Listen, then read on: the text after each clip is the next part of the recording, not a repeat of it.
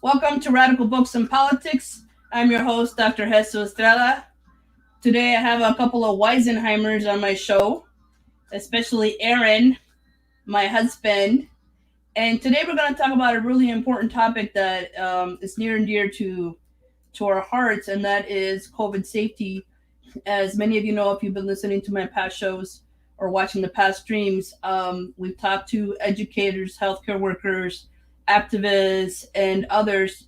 And Antonio, everybody can see you checking yourself out, son, so stop it. Sorry. So today I have the honor of having my son, who is also an activist and a really articulate young dude for being 11, going on 12. And we have my husband, Aaron Breed. Why don't you two introduce yourselves? Hello, my name is Antonio. Good morning. You cannot cut people off, husband of mine. So one of the things I was talking about. Hey, viewer, chime in. I think it's Lee. Welcome, Lee. Welcome to Radical Books and Politics. So one of the things that I was talking about earlier with our failed podcast. We also have a podcast called Fighting Forward for a Future.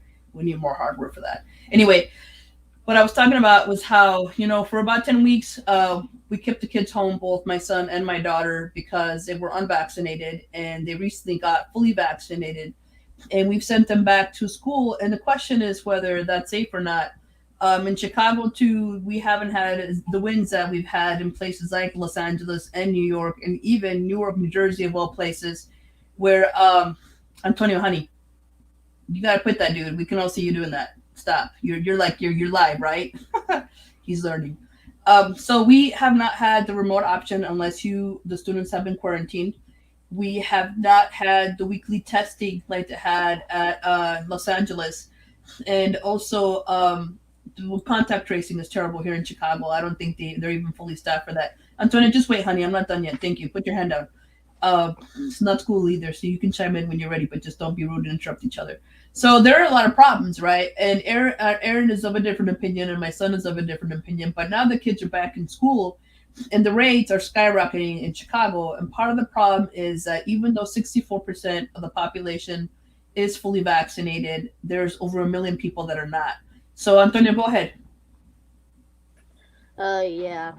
Okay. So, yeah. Honestly, I feel like right now in the state of the 10, it's no longer safe because I feel like now with the stigmatism that most kids in my class they're not exactly being the smartest with COVID. I could say some of Also, them they good a good maybe at least four of them per class have the mask, which just covering the mouth and not the nose, which is kind of dumb to have it that way. And we're also, though we are the more separated in a math class in our homeroom, we're still sitting directly next to somebody, along with not even being distanced for the rest of the classes. And I don't even know if the filters are getting changed. Those can't be verified. So, I don't no, think that's it's safe. true. You're technically supposed to have HEPA filters and a particular kind of filter. Not just any filter will filter out the virus, right? And what I admire about UTLA, the United Teachers of Los Angeles, is that they have HEPA filters in all their schools, and they're being changed regularly. But Aaron, what are your thoughts? Aaron, Dad, can you not hear me, Aaron? Aaron, go ahead, bro. What? What are your thoughts About? about COVID?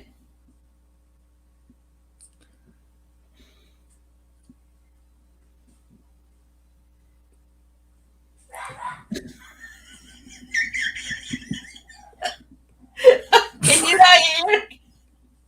Can you not hear us? What happened with you, dude? Can you not hear us? Can you hear us? You can't hear us? Aaron's playing dumb, I think. Okay, you can't hear us? You're killing my show, Smalls. You can't hear me? Can you hear me? You can't hear me? Aaron, you can't hear me? No. Get over here then, Duck. Jesus Christ. Well, we're gonna be sitting in the same space. See if we don't end up getting a divorce. But the problem is that there are 1 million people who are not vaccinated, and he left the phone there.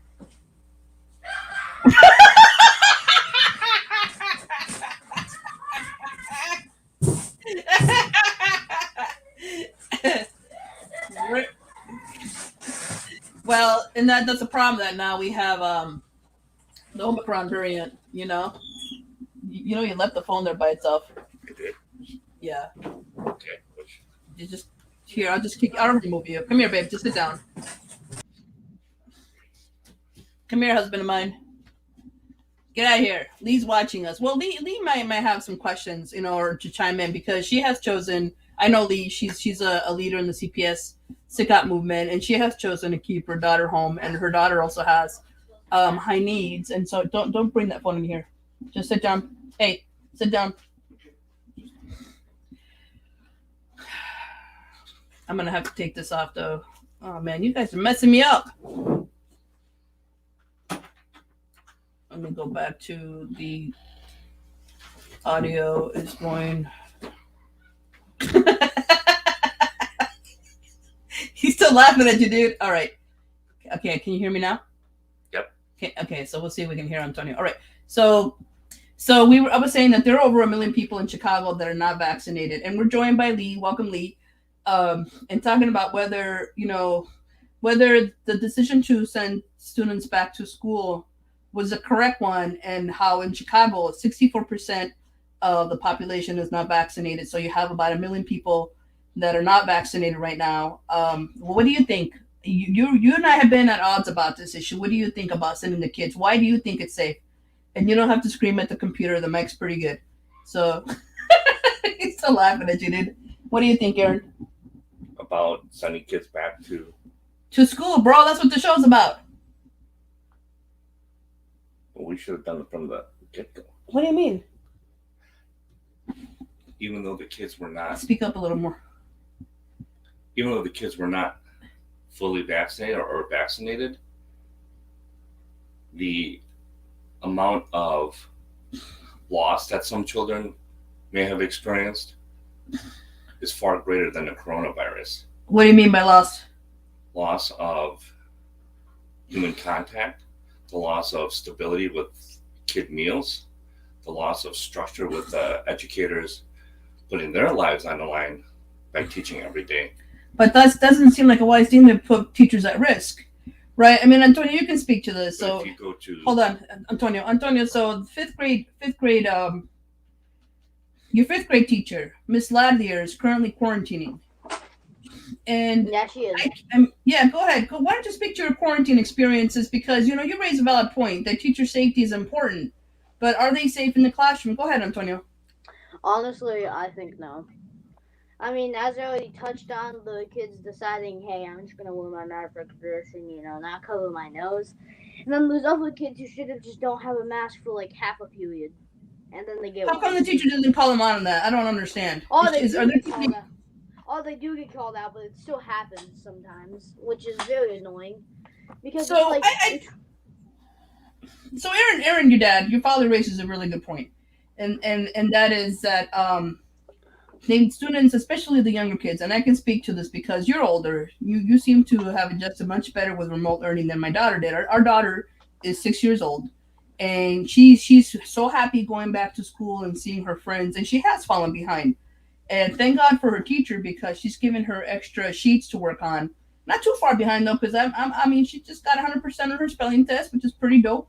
But there's definitely those developmental skills that she needs that she wasn't getting here at home. And I got to say that Aaron and I tried homeschool, and homeschooling is no joke. I mean I have a PhD. I've been an educator for 20 years. Aaron is also a teacher of sorts, and we're both highly educated, but homeschooling little kids is difficult.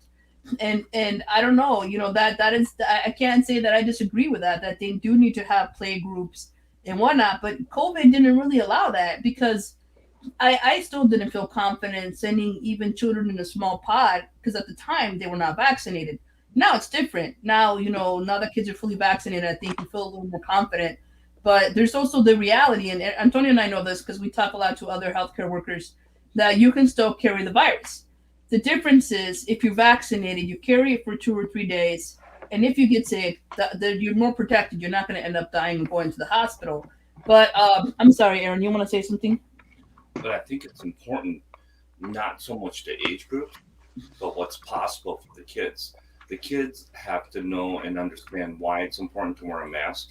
Simona, who is 6, Yeah. does understand, and she uses it in her daily life. So when we go somewhere, we are expected to wear a mask indoors. This is true, and outdoors too. Even older children, like Antonio, who is 11, understands the importance of wearing a mask. And if that is the number one way to stop Stop lying, dude. the spread. All right, so if we wear a mask, it will. It'll mitigate the virus, right? And I think he has a good point. Like, go ahead. I'm sorry, I didn't mean to cut you off. It's okay. Listen, we've been married for 12 years, so hold up. Put your little hand down, little man. Lee says we tried to homeschool.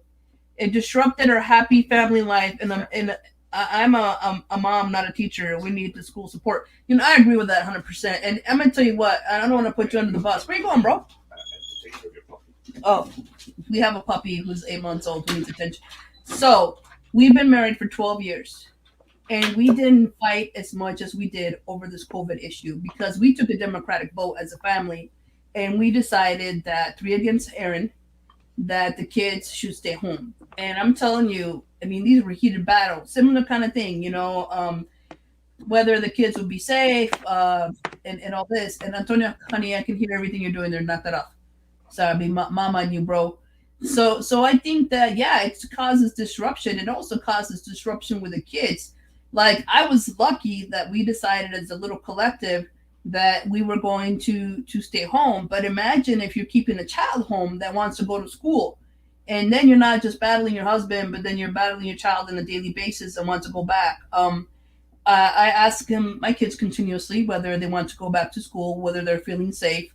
And I think, I don't know, Antonio, what I mean, right now you talk about students who are not wearing their mask all the way. Do you think there's a way to talk to them and say, look, dude, from a distance, right, from like 6 feet, you got to put your mask over your nose. I don't care if you're fully vaccinated. Do you think it'd be possible to talk to them in a way they can understand, so they know the importance of, look, you got to keep your mask on, brother or sister or whatever or other. Go ahead, Antonio. Honestly, I feel like I feel like the only real way to teach children that don't want to do that is by showing them that everything that they want or have can get taken away because of them getting the virus, and the importance of that happening to them. Like, children value doing fun things a lot more than probably uh, they value doing fun things, and I feel like if you say, "Hey, these fun things can't happen if if you don't wear a mask and you don't get vaccinated," I feel like that's more effective to show them like what they're not going to get instead of what they can get if they do get this or do wear the No, mask. that's a good point. And I know one of those things you've really been, because your birthday, happy early birthday, and my son's turning 12 in a few weeks. One of the things that he really would love to do is to go watch a movie. But come on now, I honestly don't think it's safe. I know he's gonna start crying because we all want to watch a Spider-Man movie. I wanted to watch Dune. I'm a hardcore Dune fan, and I'm telling you, it crushed me that I couldn't watch Dune on the big screen. It really did. So, but I don't think going to movies is safe, again, with a million people in Chicago not being vaccinated. And I definitely don't think it's safe to go to like a Dave and Buster's, but like if you told kids, hey, if you all wear your mask properly, if you get vaccinated, then maybe we could do Dave and Buster's, maybe we could do a movie in small numbers. Do you think that would persuade them to put their mask on? Yeah, I wanted to go to a movie. I know, baby. However, we got a huge screen and we got streams to all the services, so we'll watch it eventually. Um, yeah, I know. Don't start crying, dude. But my son, like, the thing is that we read up on the science almost on a daily basis. We talk about this, and now here's the problem, right? So because we have this high number of people, did you guys just check out on us? Hey, come back, guest. I guess he didn't like me arguing.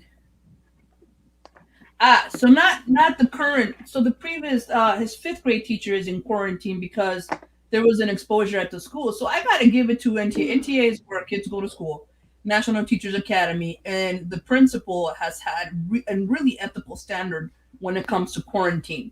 And so Antonio's class, of course, there were three exposures. They were quarantined for three times. The first time for 2 weeks, which is the correct time, and then the next two times for 10 days. Which I don't know what idiot at the Chicago Department of Public Health, probably Dr. Probably Awadi, Wadi. decided to to shorten the quarantine. But yeah, Mia, the schools, the fifth grade quarantine again because one of the children had COVID, and that's the thing too. Like if the majority or if the students are not vaccinated, there's more of a danger in the higher grades of them getting the virus because they're actually moving classroom to classroom. How many times does your grade move? And I'm assuming Okay. Miss Ladder's class does too. Oh yeah, so both of them move. Basically, the fifth grade, sixth grade, and up standard is you go to separate classes. But I'm usually moving around 5 or 6 spaces throughout the day. That includes my ELA homeroom, not my homeroom, my math homeroom, actual math class. We do a lot of walking throughout the halls. We have to go to the lunchroom to eat, which is still a dumb decision in my opinion. Um, yeah, I feel like we have to move to three classrooms initially because ELA, my homeroom, which is also math, and then science, and then we also have essentials, which is basically like a separate class, like it can be auto gym or something like that. So that's usually a full space. We have to go to the lunchroom, and then we usually go out to a field to play for recess. Yeah, it seems to me like even maybe the field is better. So yeah, so his former teacher is the one who was quarantined along with the whole class. And the irony is that once you quarantine, then you can have the remote option.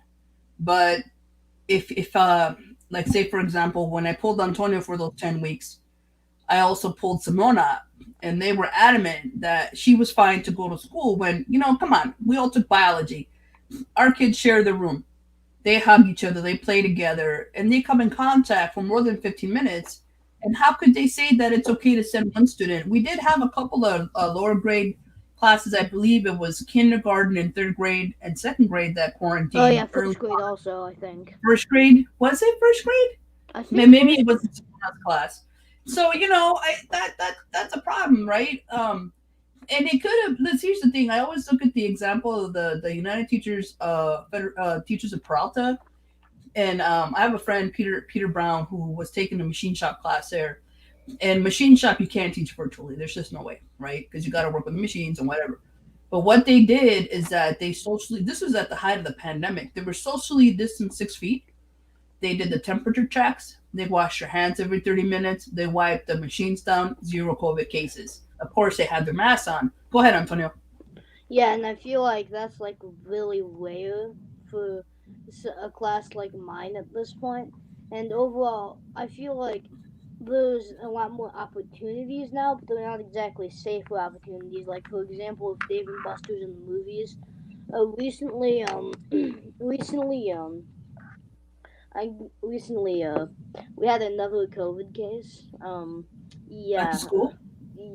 at the school. Yeah, because of what's it called? Because of Miss Laidley's class going into quarantine, and I feel like that's just like reinforcing that now it's over 1% of quarantine. 1% of kids have been quarantined in the school, to my knowledge, because of the amount, right? How I, COVID. Well, but yeah. and we're pretty lucky because. Antonio, put your pencil down, honey. You can totally see that. Stop, bro. Thank you. Focus on the camera. You're learning life skills here.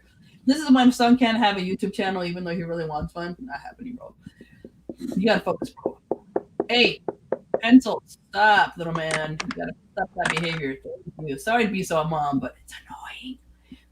What I was gonna say. See, you throw me off track, bro. Stop doing silly stuff because it's throwing me off track. Where's your dad? Your dad like chickened out He and left left. because I'm gonna kick his ass. Yeah, he left. Yay. No, my husband is of the opinion that sending the kids to school outweighs keeping them home, and that they are safe enough. But let's talk about Jensen Scholastic Academy. As many of you know, Jensen Scholastic Academy is a primarily black school. And what was it, about 6 weeks ago? They had a 64% quarantine rate. Antonio, seriously, little man, stop. Thank you. It's not funny. Stop. Ugh, worst live stream ever. No, just kidding. You're a good guest. There was no contact tracing at the time, no testing, and two of the mothers died, and they were young, younger than me, like 42 and 39. And who knows what the cases have been like now. What really pissed me off is that the Chicago Department of Public Health, Dr. Wadi, basically said that we couldn't say that the reason those two mothers were infected was because of COVID. You know, and still to this day, she'll say, you know, oh, well, I'm happy with the numbers. I'm happy with the numbers. How can you be happy with these infection rates? I mean, it's one death to me is one death too many. Now, I haven't heard of any kids dying of COVID, but you don't know. Maybe they are not reporting numbers properly. I know in some cases, not every principal is doing the correct thing. So what you should do when you have a COVID case in the classroom is quarantine, right? And then you really are supposed to test when you come back. Now, CPS has this policy where the only people that have to test weekly are those that are in sports. Like, other people can't get infected. But it just, that to me was a disgusting display of systematic racism, where because it's a primarily black school, you know, you can have 64% of the population and no contact tracing and no testing. Come on now, Antonio, go ahead, buddy. Honestly, at my school, I don't think they even quarantine for sports. There's a question test for sports. Because They're supposed to. It's a policy. Yeah, to my knowledge, I don't think Chase, he's another kid in my classroom. He's like super athletic and he does a lot of sports.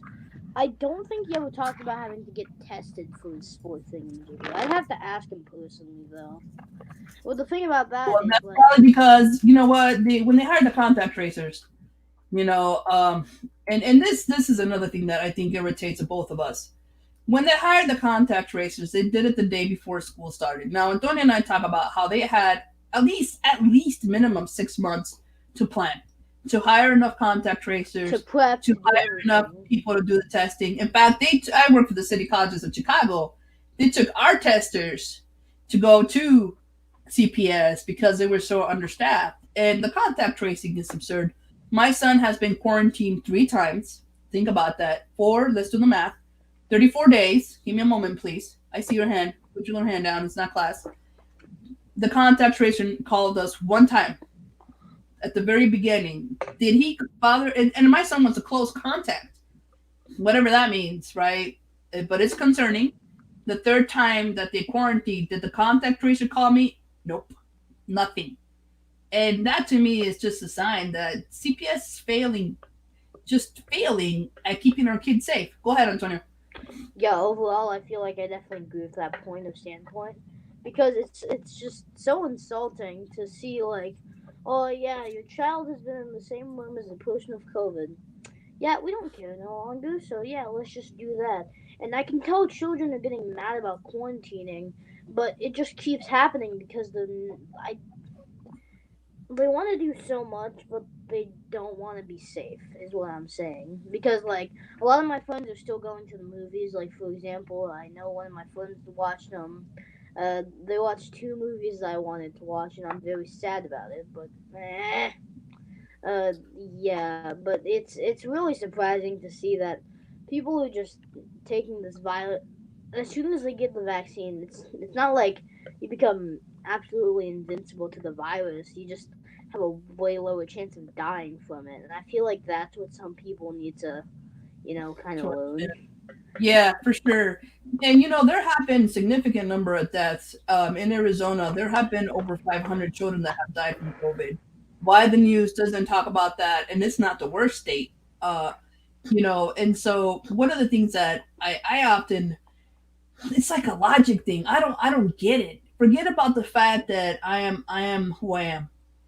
All right. So when a kid goes to school, and I'm sure you've heard this argument before, the kid goes to school, they have to get vaccinated from a number of diseases, right? When you go into the army, you have to get vaccinated from freaking smallpox, from diphtheria. Who gets diphtheria these days? Nobody bats an eye about it. But when it comes to COVID, it becomes such a divisive political question. And they're like, oh, well, if you mandate that I get vaccinated for COVID, then you're trampling on my freedom. Like what? Like I don't get that, you It know? wasn't trampling on your freedom when you got those vaccines to even go into class initially. What? I said it wasn't trampling on your. It wasn't trampling on your freedom when you had to get those vaccines for your children initially. Right? Or when I went to college, I had to show proof of vaccinations or I wouldn't be able to go to Northern Arizona University. What Wait, makes COVID? really? Yeah, you had to. I mean, because you don't want to spread diseases, right? And you think about what happened to what was it? Were the parents were refusing to get vaccinated? I can't I remember think it what was these kids. No, no, no. Maybe Kentucky. No. No, but what I'm saying is, I can think of it was a preventable disease that kids got because they weren't getting vaccinated, and people were like, "Oh, how stupid is that? You know, you should get your kids vaccinated." But when it comes to COVID, then there's all these barriers, right? So one of the things even my own students raise, because I teach at a community college, is that the vaccine came out too soon, right? So then my question is, would you get it a year from now? When are you going to get the vaccine? When is it going to be safe enough for you? Thank you. Lee says, our government, White House, cares more about the economy than they do about our children. Pasaki refers to our children as the future workforce. That's exactly right. And part of the unfortunate things is that they don't see our schools as institutions of education. They see schools as Money. care centers, moneymaker. Oh, go ahead, Antonio. Tell them about your metaphor. I love it. Hey, and I didn't impose. He came up with this metaphor. Go ahead. What are students? Overall, overall, I feel like students are kind of. I feel like students are more cash cows than anything to the city at this point because like it's insulting to see this amount of COVID cases this fast.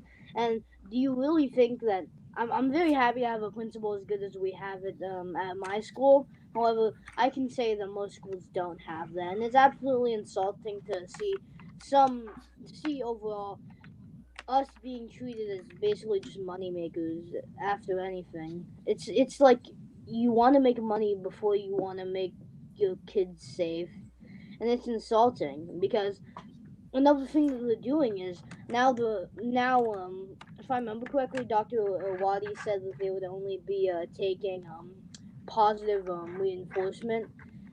That's so dumb because it's like you silencing a crowd and then allowing another crowd to get double the time, which So is let me see. Lee insulting. says this is why they are fine with kids with underlying conditions that they won't be good workers. Yeah, but even with kids with underlying conditions that are honor, and Mia says, and thank you for watching, says such a political issue as a teacher, I'm suspicious of school admins can't help it. If CPS and city colleges, by the way, aren't reporting the true numbers, I wouldn't be surprised. Okay, Oh, they so don't. the reality about statistics, they were not reporting the numbers accurately. In fact, they were waiting in CPS for a week. And for us, they I don't know, I think they do a pretty decent job, but the question is this, are the numbers accurate? So I always say as a statistician, so we've had about 8 or 9 COVID cases in the city colleges of Chicago. Um, you should double those numbers, double the numbers in CPS, right? And because some people are asymptomatic, and I am also fighting a safety not by myself, but we're also fighting for workers to have the remote option if they choose to do that, and to have the students be socially distanced. But in the city colleges, which is also run by the Mayor Lori Lightfoot, as well as CPS, I have yet to see proof that they're using the correct filters. We know that our janitorial staff is overworked, understaffed. And the one good thing about the city colleges is that they were requiring teachers, not students. They don't mandate the students, I don't think. They were requiring teachers and employees to either get vaccinated or get tested. But the tests are also coming back like late, And so one of the insidious things that I was like really disgusted is that as a union rep, they were trying to, and they were, like disciplining people because their test results were late. So we had to talk to the members and say, look, you either have to get weekly tested or you're going to get a written warning. I don't know what the repercussions are for CPS workers. I don't even think they have the amount of staff to be able to go after people, but who knows, So I don't know. This is where we're at, and it's going to continue to be. Antonio, at one point, he said, because this is the third quarantine, if we quarantine one more time, that's it, I'm done. But the problem again is that even as an educator, it is hard to homeschool. You really have to buy the curriculum. And I hired, how many tutors did I hire? Like 4 tutors, and I was doing English and history with him. And it's difficult. And I mean, Antonio, one of the things we did was we considered the political activism as civic engagement and communication because he was speaking at rallies and writing articles, uh, you're gonna be back on campus. Yeah, girl. I'm saying if you have, sorry, Mia, if you have to be back on campus, I'm don't play around. Get the N95 mask. Anybody, I am buying KN94 masks for the kids and for their classmates. Oh Even yeah, though CPS as well, how much? $2.2 billion. Yes, those are very good masks. About to buy another, and for us, we get the masks at even though we're fully vaccinated, and I got my booster. I'm still using the KN94 mask. And we have this practice like when the kids come home from school, we take off our clothes, we wash our hands, and that's what we got to do. But I mean, what else? What else can we do other than keep them home? yeah. They're The playing an city impossible colleges are position. paying for the COVID test, and no, not for CPS. So they just took the workers that were doing the testing and then moved them over to CPS. But we don't pay for that. The city does. Go And ahead, Antonio. on the topic of cities stuff, the $2 billion, right? Yeah, funny. 2.2, no, $4.2 billion. If you count the 2 billion from last time, for the city colleges is $6 billion. And the question is, what are they doing with that money? Right? Mm. Because I mean, they could have at least provided like really high quality PPE. They could have bought the KN94 masks for the kids instead of those piece of shit cloth masks they offer. Well, something is better than nothing. Go ahead. Okay, on that topic, they actually have been offering KN95 masks at my school. I see Oh, they sometimes. have. Yeah, I see sometimes that when we come back from recess, there's like this little drawer filled with masks, and I've seen these ones identical to mine in them. But from what I've surveyed, and from what some of my friends and fellow kids told me, they said they don't like them. Yeah, Well, you know that's what? They better start liking them. One, you can breathe better with them. I'm telling you this. Um, and what? Because there's, I mean, come on now. no, it's This because isn't they a fall out fashion. the face. Apparently, But yours doesn't fall off your face. no, it doesn't, and I don't know why Maybe this they is. just don't know the trick about twisting the little ear handle things. Maybe, and Oh, also, let's see this. So let's see from Lee. The mayor was back in Washington this week asking for more money. Okay, what she did with that money, as near as I can tell, and this is she gave it out to contractors, and the money was supposed to be spent supposedly on hiring her brother, cops, sisters, and brothers and others, but that's not what the money went to. So I really do think that is a question I often thought about, like how can we FOIA what they did with that money? I want to know as a parent. Go ahead, Antonio. what's more important to the city than police? I'm terrified. If they're gonna not use money to help fund police, what are they gonna why? What are they using it on? But the money wasn't supposed to be for the police, dude. That money was supposed to be for cares, for your safety, for teachers Yeah, having the tools they needed, that's for insane. for COVID safety, not for the cops. And I disagree, Hermanito. I disagree. I don't think we need more police on the streets. I mean, you and I don't agree on this. You believe in reform, and I believe in defunding. I do think we need to retrain our police officers so they don't just go for the gun, right? So they de-escalate. So we have other people in place to support, but but the money didn't even go to the police because I mean, I don't know what they're spending it on. I really do think that there's some serious, Mijo, I can hear that noise, some serious issues with how the money is being spent. And when I talked to the union members of Los Angeles, they put that money directly into the schools. That's why they can offer the remote option, and that's also why, actually, no, they were fighting for, no, they were fighting for more option during quarantine, which I thought was interesting. Mijo, put your hand down, honey. I see you. They offer the remote option. Antonio, I see you. Put your hand down. They offer HEPA filters. They have temperature checks. They also, right now, they're understaffed, though. And that to me was like, wow. Go ahead, Antonio. And the thing is, I feel like if they did use, I feel like if they did use that money on the police, which would be terrible itself, I feel like they wouldn't even use it for a forum. They just hire more, and then probably like they'd probably it's insane because like even if they give it to the wrong place, they're always gonna do the wrong thing with it. I personally Well, would yeah, or ban one it. of the things that the city's really keen on, the money never goes back to the people. It seems like they just want to privatize everything. But Lee says we need nurses in every school. Smaller class sizes will be such a boon. Social emotional learning. Maybe we can have less police if we support our youth. Yeah, I mean, in programs, I think I was just imagining as a mom, because it kicked me in the gut. It finally hit home with me, and I know this like logically, but I think it hit home that we're gonna have to live with this. But we're living with an incompetent way of managing this virus, right? Not as bad as places like Arizona or Florida, though. That's the worst, or Mississippi or other places, but it's pretty bad here too. That what if they did a hybrid model? What if they had kids No, go no, not let me hear me out, hear me out. Hybrid is in.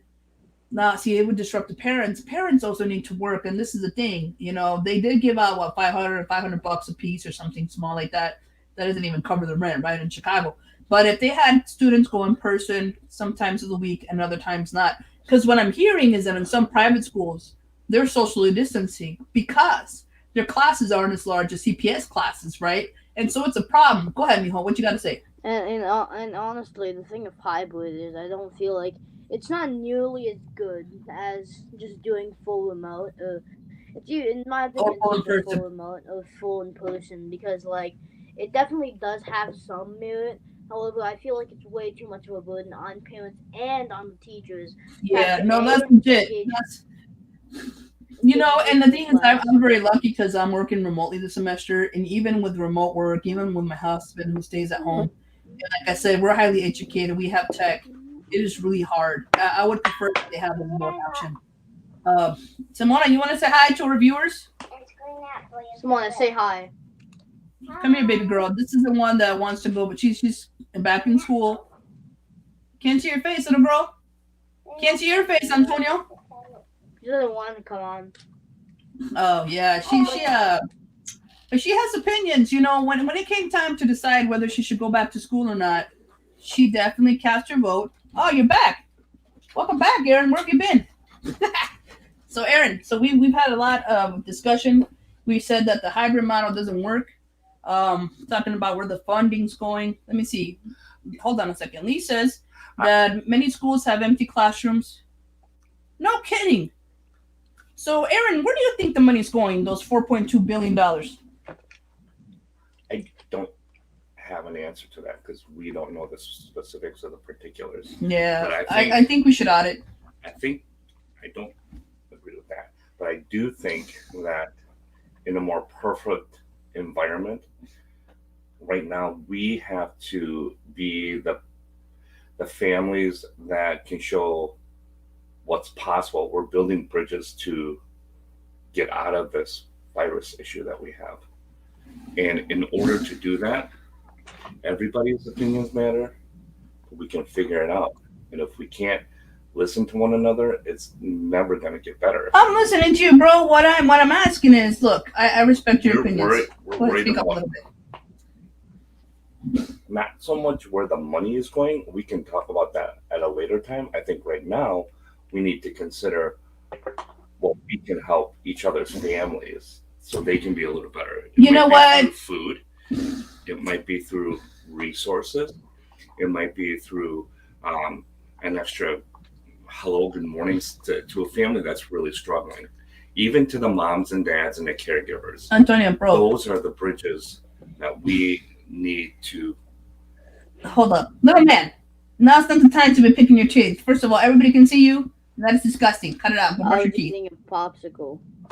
Bro, oh my gosh. YouTube etiquette. Okay, so I agree with that. Yay. I agree. We should have mutual aid. However, the reason we are called to have that kind of mutual aid is because the government is not spending the money appropriately or putting the resources as it should, right? So I don't disagree. We should help each other, but I don't see how a city can spend $2.2 billion and not offer students the help they need, or socially distance, or hire more teachers. Go ahead, Antonio. And yeah, that's insane because I'm pretty sure I've seen around 2 classrooms that are completely empty to my school, and it's What? like, You too? yeah, I remember I see like 2 full classrooms, and also I don't think the library has been touched in a while, and I feel like that could, Huh, interesting. These are spaces that could have smaller pods. yeah, definitely, because like I know the library isn't a classroom. However, I feel like it could definitely be utilized as definitely a smaller classroom, because there is still a lot of spaces for like, you remember when we had those meetings in there.